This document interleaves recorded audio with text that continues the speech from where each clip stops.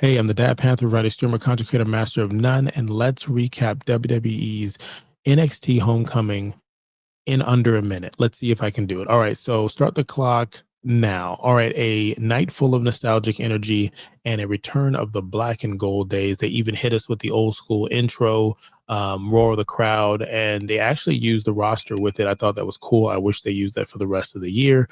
Opening segments, you had Triple H, Shawn Michaels kick off the show. Love the tone and some of the Easter egg throwbacks, including William Regal coming out and letting people know war game. So we'll see what happens with that. We also had Bliss come out with Miss Flair, and the conversation there was a throwback to some of the women that made NXT what it was and what it is and continues to be. Unfortunately, they didn't mention all the names, not really for timing. Just some of these ladies have moved on to other promotions, respectfully. Now, let's try to get into the matches. You had the women's tag team match. A lot of these matches, we knew the outcome, unfortunately, before the bell rang. Charlotte and Alexa get in the ring against the Culling.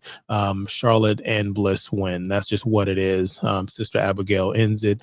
The belt is not going to change hands on a night like tonight.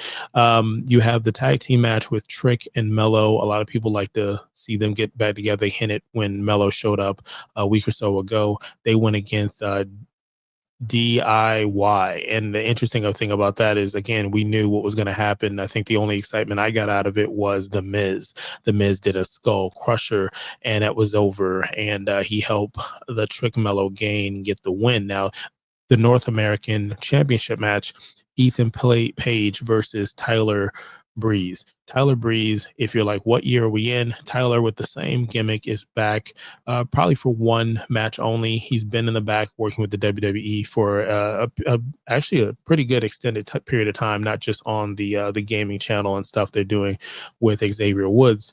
But you also had the 6-woman tag team match. You had Rhea, Valkyria, you had Stephanie V. The cool thing about that is we're wondering whether or not she's going to hold the championship at WrestlePalooza. That's coming up next weekend, or the end of the week on the 20th, give or take when you hear this. They went against Fatal Influence, and let's be honest, at the end of the day, we knew who was going to win this match, and that's just how it goes. Rhea and the rest of the team pull off the win for this night. Now, the moments that stuck out to me was Finn Bálor. He had an awesome vintage throwback where he came out with his music, and yes, at home and the crowd was on beat as we hit the right spots, and it felt good. I would love to see him use this theme again, use this gimmick again, but let's be honest, it won't happen, not for a bit, because if he goes up against Dom, they're both heels, but Dom is a heel that people are cheering for, kind of like a old school Shawn Michaels of The Rock or Stone Cold Steve Austin.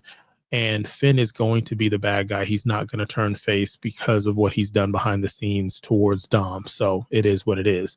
Oba and Trick kind of got into it, reminding us that their rivalry is not done yet. So we'll see what happens in the future.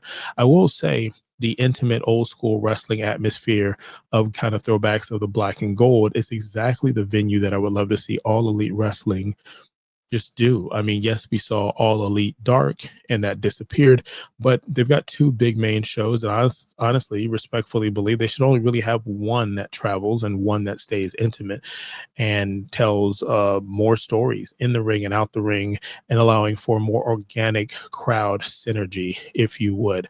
Now, my final thoughts. I don't think I lasted and did under a minute, but Homecoming was a celebration of past, future, and present.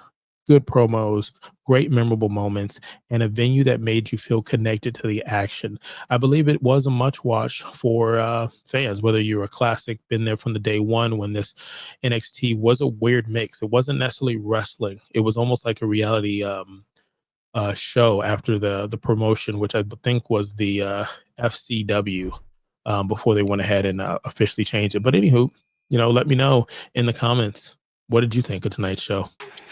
Said I'ma get into it first.